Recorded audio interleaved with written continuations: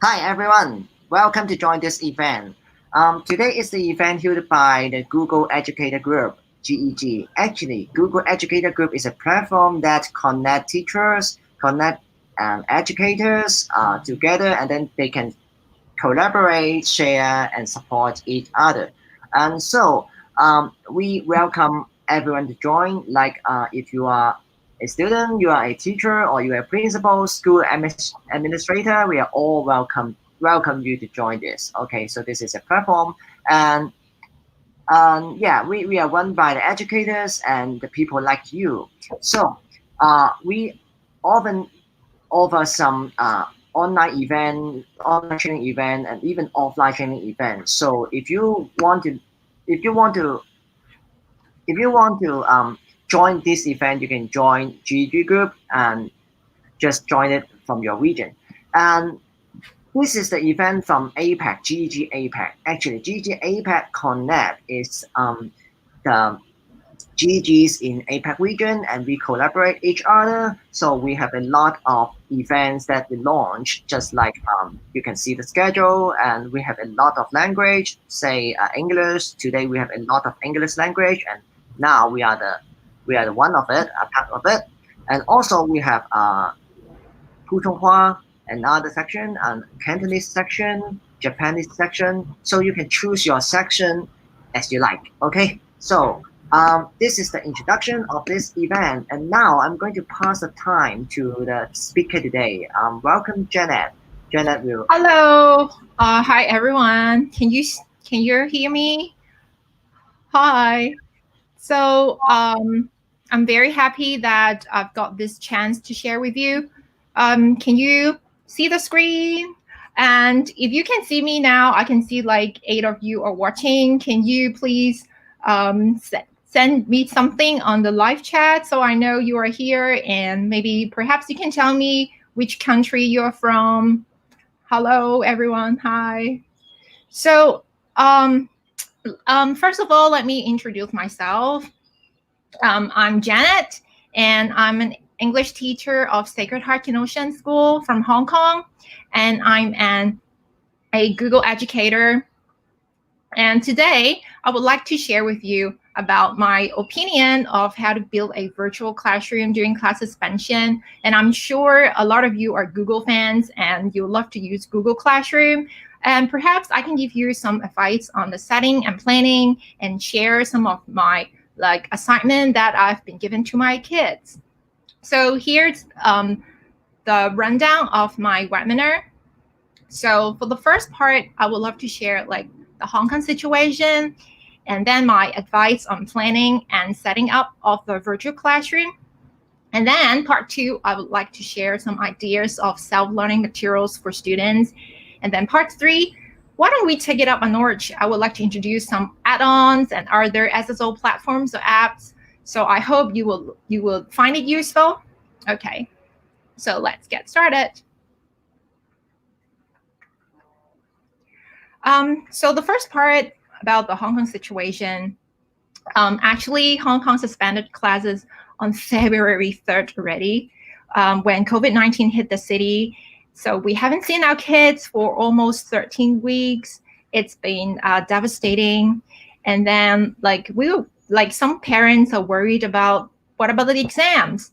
For primary school kids, for the P5 kids, we're not even sure if we still have the internal exams for the purpose of secondary school places allocation. And then for secondary schools kids, next week, we're not gonna cancel the public exams. They still have to sit for the public exams. There are a lot of worries in the air, and we don't know what to do really. But then if we look on the bright side, we seldom have this chance to really think about what we've been doing all this time. We can reflect on how do we really want to teach? And I think it's a really good time for us to rethink what we've been doing so far and how can we do even better. And now we've got the time to have better planning with our colleagues and to build a virtual classroom for our kids. And I think it's also a good time for our students to grow. without really face-to-face help with the kids, and they need to learn how to self-monitor to help in their learning. And I can actually see the growth of my colleagues as well. Like some of my colleagues, maybe they're not really good at IT skills, but now they know a lot more than before. So I think that's some like positive points like during this period of time. So next we'll talk about the virtual classroom. Thank you, Carrick. Like he's the one provide me with this picture. I think it's a really nice picture to show that in the virtual classroom, it should be consisted of two parts, the self-paced part and the real-time part. So in Carrick, it's also a Google educator, and in his webinar, he talked about how to have meaningful and interactive online teaching. And for this webinar, I will pay more attention to the self-paced part. Like how do we set a good Google Classroom to put our resources there and share with our kids? So a bit of introduction on things that we've been doing. So my school, it's a primary school. And then actually we've been using Google Classroom for like a few years. But then but not for all subjects, but during this period of time, like for us in Hong Kong, we've got 4 main subjects like Chinese, English, math, and general studies. We all put our materials together on Google Classroom. And then for English, I also use Seesaw as another platform as well. And I think it's very important to set a routine for students so they know when we post our resources on Google Classroom and how much time do they have to finish the work. So for us, we've set this routine. So for every Monday, we'll schedule our post at 11 a.m. in the morning, and they will have a week's time to do that work. And then for English, so it will be different for other subjects. For English, we'll meet our kids every Thursday using Zoom for 40 minutes. So we can give them feedback, see if they have any difficulties. And of course, nowadays, like some countries banned Zoom, and of course you can also use Google Meet. It's just a tool, and it's really nice that now you can already generate the Google Meet link in Google Classroom already. And then on Sunday, some subjects may post their answers on Google Classroom for the students to check the answers on their own. So next I want to talk about it's the resource management. So so teachers will make a lot of learning materials at this period of time, but we have to find a way to put things like organize things, right? And I think the best way is to put them on shared drive to put our resources together. So you can see we've got a shared drive, and then under the folder school suspension, and under English resources, we've make folders across levels, and then and then folders for different weeks for us to put our stuff there. I know some schools, they would like to make a dummy Google Classroom and post their stuff there. Well, I think it's okay to do that, but we still don't know how many weeks we still have to close our schools, and there will be a lot of things that we put on Google Classroom. It's very difficult to search for them. So I do think using Share Drive is much easier than using Google Classroom. And next, it's the planning. I think it's a good idea to use Google Sheets to ask our teachers to record all the teaching and assignment across level. So we know that for each week, which class we're doing whatever stuff and what kind of assignment we are giving to our students, because we don't want to overload the kids. Like for some teachers, maybe they think, okay, maybe I just give them like 3 or 4 pieces of homework. It's not a lot. But think about it. If other subjects also give them like 3 to 4 pieces of homework, they will have loads of homework. So it's important for subject leaders, curriculum leaders to see like what is going on in different subjects. What are the things that we've given to our kids to do? And next, I would love to talk about the organization within Google Classroom. So these are just some of my opinion. I think it will help if you make that kind of settings. So actually, before school closure, we all use Google Classroom as well. And I only have to manage my own Google Classroom. So I only have to manage English. Okay, so I can put my classwork under whatever topic I want. Usually I put it under the chapter I'm teaching. But now, during this period of time, we created new Google Classroom, which is class-based, and it will include all subjects, and we will add all the admin as subject teachers to the admin. So for example, this is our Class 40 online teaching Google Classroom. So we will organize our classwork according to weeks. So it's easier for the kids to find their assignment. And why do we have to put like all subjects into just one Google Classroom? So I think it's easier for primary kids. They just have to go into one Google Classroom and they can already see all the things that they need to do. So I think it's this is why we've got such plan. However, you can see if I mixed everything together under 1 week, maybe still it's a little bit difficult for the kids to find the work they want. So I think it's a good idea to add emojis to topics for easy recognition. And my tips would be use this Chrome extension called Joy Pixels. So let me show you quickly how to install Chrome extension. I'm not sure if everybody knows how to do it, so please bear with me. I'll just quickly show how to do that. So this is how you add a Chrome extension. So first of all, next to this Chrome, you press the 3 dots and you find that more tools and you click on extension. And then it leads you to this page and you press on the 3 lines and open the web store. And then you can type in Joy Pixels and search for that particular extension you want, and you add the extension to your Chrome. And then after that, you just go back to your Google Classroom, you edit your topic, and then you click on that Joy Pixels and you search for the emojis you want. For example, the keyword is about speaking, so you search speak. And then you just click on that icon, copy it, and then you paste it. So it's pretty easy, right? So I hope you like this Chrome extension. And next, like you are going to have lot of posts during this period of time. So I would suggest maybe you can consider create an archive topic. So you can move your old posts there. It means that you create a new topic called archive.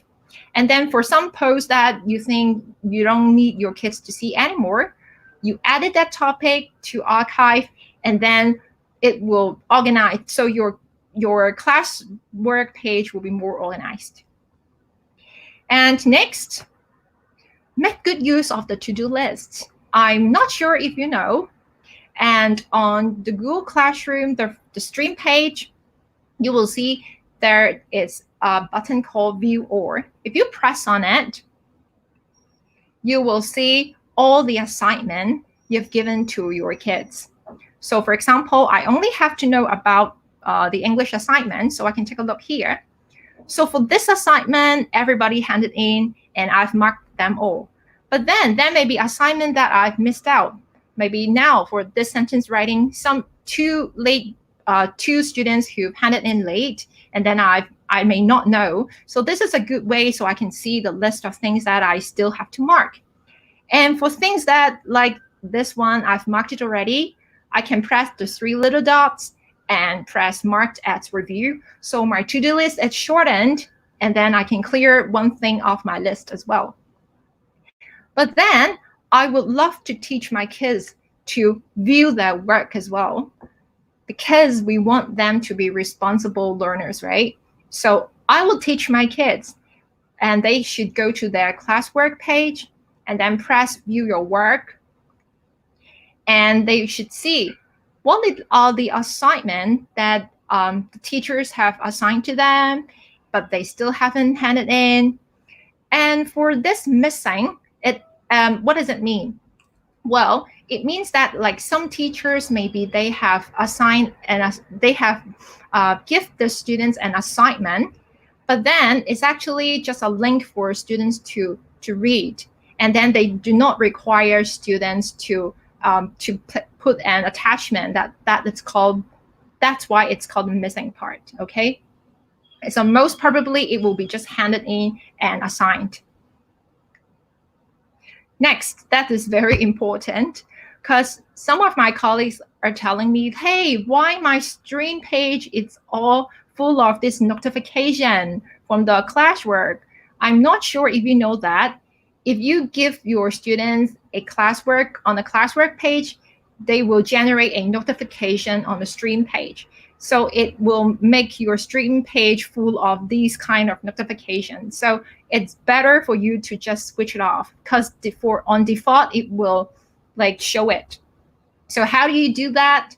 You just go to the setting page, you press the gear button, and then under general, you press for classwork on the stream, press high notification, and then your stream will be clear. And then for my advice, stream should be the place where you give like announcements to kids, or maybe you can allow the kids to like have a place to communicate with each other. Okay. So next part I would love to share some of my ideas of self-learning materials for students. I'm sorry, because I know I've been like really rushing, so I'm gonna slow it down a little bit, okay? All right, for video making, my school, we use English textbook to teach English. So I would love to make notes for each chapter for my kids, because I would love my kids to see the objective of my lesson, and I can plan like for the first 2 lessons what I'm gonna teach, and then I can post QR codes and links for my students to self-learn first before I talk about that. So I will make these notes for my kids, and then I will upload them to Google Classroom, and then I will make videos based on these notes. So it's kind of like so when my students watch my videos and have the notes in their hands, they will know exactly what we are learning, and they have something to refer to. I think it's a pretty good way to do that. And for the videos that I've made, I think the best way is to post them on YouTube, because it's a good way to organize my stuff. And I can make playlists so I can find my videos easily. And then I get a link that I can post to Google Classroom afterwards if I want to share with my kids.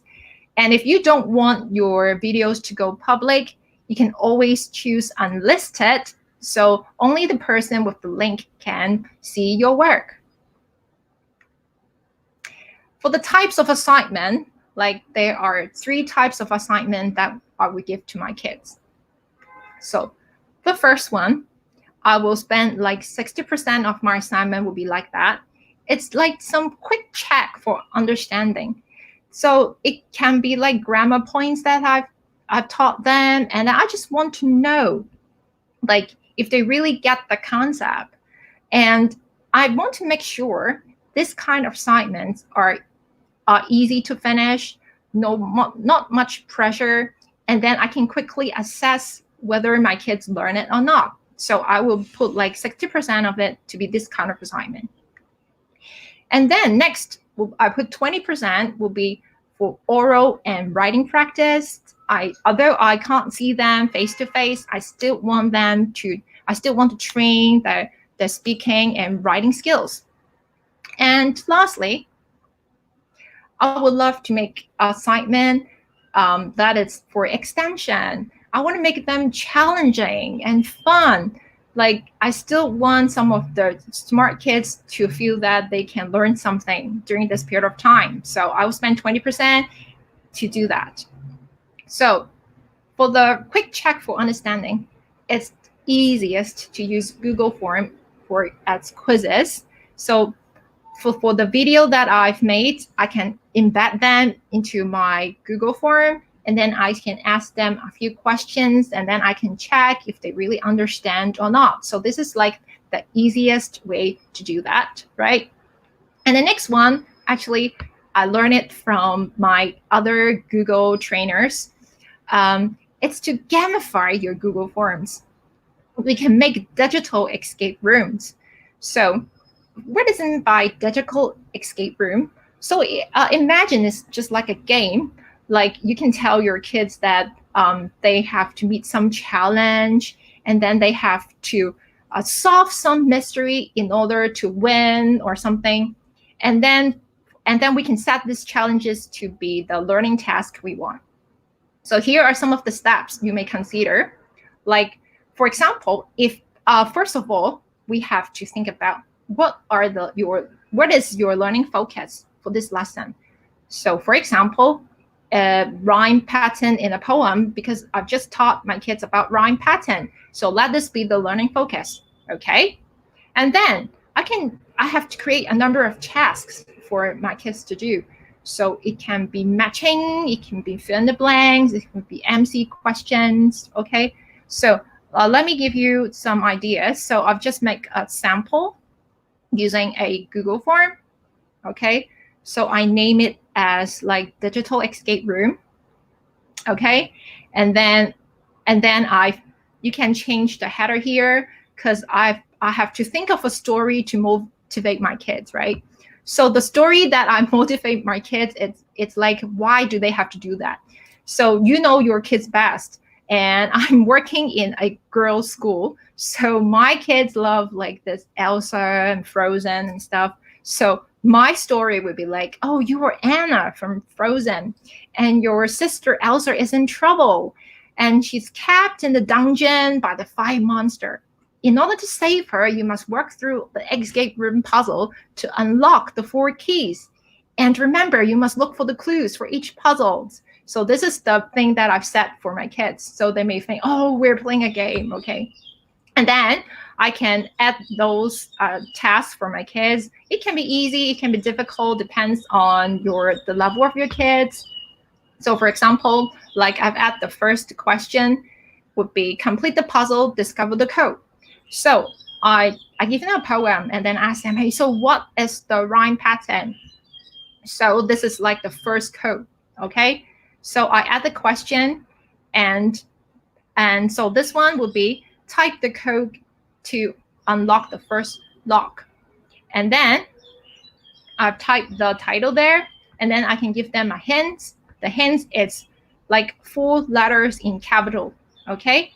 And then make sure you turn on this required to make sure the students have to answer this question. And then the question type will be short answer, because I want my kids to type in the code number.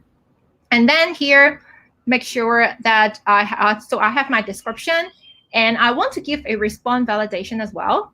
So here, I will choose text, and in the answer, I require that it must contain ABAB, because it's like ABAB for this poem rhyme pattern. And then if they get it wrong, this is the message they will get, like find the rhyming words in the poem and think again, okay? So that will be like the first code. So actually you only have to make like question and make them into a code, and then the students have to solve it themselves. And then for the next question, remember, don't just add question, add a different section and keep going. So you can set different, like a lot of locks for your kids to solve, right? To unlock. And this is a very simple way, but if you want to look for more sophisticated way, I would advise you to search for Google Form Escape Room template. You will find a lot of ideas, and then you can quickly adapt your own ideas with the things that it's provided already by other teachers. Okay, next, for oral and writing practice, this is something that I've tried in my class. So So before I ask them to create a video, I've used Google Documents to ask my kids to write a writing task and to find the difference between our school now and then, because our school have like 150 years of history. And I would give them feedback in their writing task, right? And then I would love them to use Adobe Spark to make the video to show their work, okay? So they have got the writing task already, but they just have to change that, add pictures, add music, add record sound to make a video, okay? And you can see that in this assignment, I have to put a lot of effort teaching my kids how to do that. And to be frank, actually, my kids know how to use Adobe Spark way before the school closure. But still, I think we need to make like a short teaching clips to teach them how to use that app. And then I've made a video to teach them like how to make that with your computer, how to make that if you don't have computer and you only have a like mobile or iPad. And then I also give them some pictures, although they can use their own pictures. But I also give them some pictures to download to put on their videos. And then so how to download those pictures. And most importantly, how to hand in the homework. So you can see I've made like short video clips for each part to help my kids. And it's good to use Adobe Spark because it's really easy to use, and you can record and add tags and pictures quite easily. So I think that it's a good way. And of course, a lot of teachers also love to use Flipgrid, and of course there are a lot of other things that you can use as well. And also, you know that for assignment, we can also add rubrics, okay? If we add rubrics, it's easier for us to mark, and it's a good way to show your kids, like, what are your requirements? So this is an example. So what is the requirement in this video? I want them to have good intonation and stress, and I want to make sure there is rich content, and whether you can show your creativity. Do you put how do you put those slides together, the pictures, and how do you add background music? So this is the rubrics that I've set for my kids. And then, so after my kids have handed in, I can easily just press on these blocks, and then Google Classroom will help me add up the mark. So it's really easy for me to mark my students' work, and my students can see how well they're doing as well. Next, for writing, I always use Google Documents. And I know some teachers, maybe they would just ask their kids to insert the Google Documents themselves. But for primary kids, I always tell my colleagues it's better to make a template for the kids to work on. So here I taught present tense and past tense. So I make this template for my kids. And then I teach them that when they write sentences in past tense, write sentences in present tense, and they can also insert drawings to illustrate their work. So I think my kids have done a pretty good job. Like, these are some of the things that my kids have done. And then I can add my comments. For example, like here, she said, I can read many books. So I will add a comment and ask her to think about, is it plural or singular for the books that you have put there? And so these are some of the work. And I think they really like doing this kind of writing task. So last one, it's about adding some extension for my kids. I want to make some like more challenging and fun assignment for my kids. So last week we have designed this one. It's we have taught our kids about the text type travel brochure, and I would love my kids to make a travel brochure themselves by using Google Slides. So let me show you. So this is the teaching slide for my kids. And then I will tell them like they can choose country that they want to go. And at this period of time, it's so cruel because we can't go anywhere. So maybe we can still like virtually go there. And Japan is always the best place we Hong Kong teachers love to go to. So in my example, I will tell them, like, for example, I want to go to Japan. And then I want to think of at least 2 famous tourist attractions they can introduce in their work. And then they have to think about their own company name and the itinerary, and then the important details to get people's attention. And then these are the examples in their textbook already, but I just show them, like remind them to use positive adjectives. And then I give them an example that I made. And of course, I have to teach them how to search pictures, how to manipulate these pictures, and how to add text and something. So after that, so I show them how to do that. And then I make a template for them like this. And then ask them to type in their name, class, and then ask them to put the cover, and then the date, and then the back cover as well. So I just put them on Google Classroom and make a copy for each student, and ask them to make the travel brochure. And I still not sure how my kids take it because I've just planned it last week, and then I will know it like next week. So I hope I will have like more students' work to share with you at that time. And sometimes I would love to use Google Slides for making assignment, like again, to gamify my work. I use Google Slide to make this like called tic-tac-toe choice board. So actually, I just want to make it like a worksheet. You may see, hey, why it doesn't look like the normal like Google Slide? It's because I've changed the page setup. So here in the file, you can change the page setup, change it to 8 times 11.5 inches, and then it will look like a kind of like A4 size. It will look like this. And then I have thought of like 9 activities that I would love my kids to do.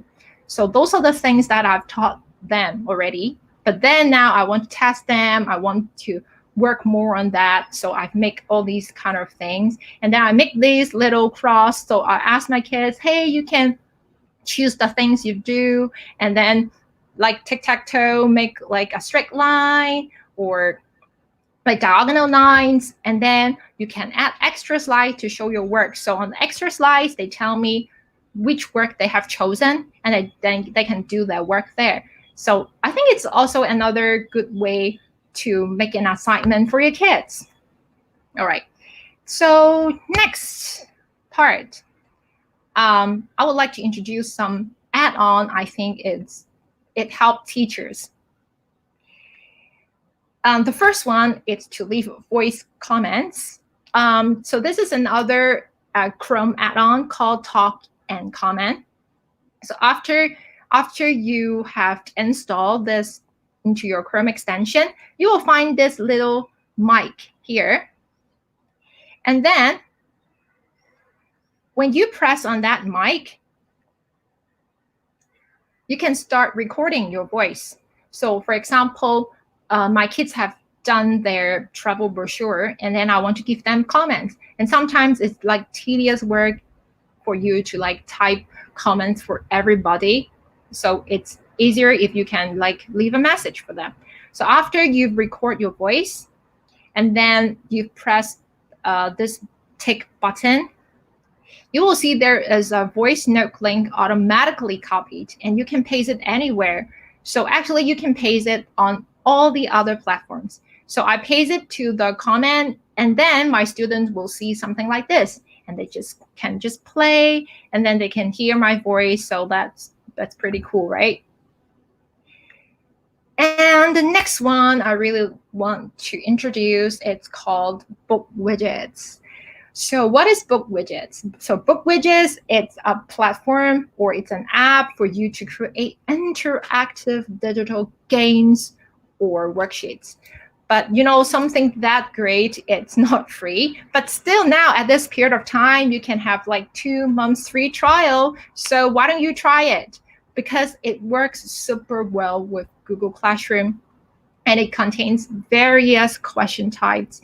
And then there are tutorials that you can learn how to make those things. And then if you stuck in there, and then you can email the staff, and they give pretty good response, like pretty fast response as well, like, to help you. So you can see, for example, like we want to make this comprehension, we can make this split view comprehension so the kids can read the passage on the left and do questions on the right. So at this period of time, like the Google form cannot do something like that good, right? And then besides like fill in the blanks, MC questions, there are a lot of other question types as well. For example, like this, drag and drop, and then like this crossword puzzle. I know that, of course, we can still make this kind of drag and drop thing using Google Slide or Google Drawing. But the worst part is that no one will mark it for us. So it means that we have to mark everything on our own, right? But then the best thing is that they will have auto grade. So it will help you save a lot of time. And then my kids can always redo their work. So they can redo it, and then they will regrade them as well. So it's pretty easy. And then, so you can see the auto grade here. But then if you click on each individual book widget, you will see a more detailed feedback. Like for each question, what is the average score? Like, so you can see like, oh, which questions they did worst. And then you can think, oh, this is the part that I have to work on teaching more, and I have to help my kids. And then you can even see like how many times they have tried to do that work. And then you've got the whole statistic, like what is the median score of that particular book widget as well. So it's just so cool that I would really think that you should try, okay? And the last one that I really want to talk about is Seesaw. Maybe a lot of you have tried Seesaw before. It's really good. So I do love Google Classroom, but then to my point of view, Google Classroom is still more teacher-centered because we decide what to put on the classroom for my kids to do. But then my kids, if they want to quickly give some feedback or they want to post their stuff, it's kind of impossible because they can only post it on the stream part. It's not like part of their own stuff. But for Seesaw, it gives them a chance to make their own digital portfolio. And then it's also a great tool for me to communicate with the parents as well. And they're user-friendly built-in tools for use. So my kids can take pictures, they can record their voice, they can make videos and notes and links so easily. So let me give you one example that my kids have done. So this is my P3 kids, and we teachers make a template for them. We have taught them how to use and or but, these three connectives, and then we give them pictures. We wanted them to write sentences as well as record their voice.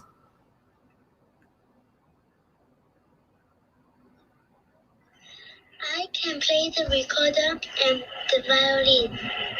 I can play football, but I can't play badminton. I can't play Chinese chess or dance.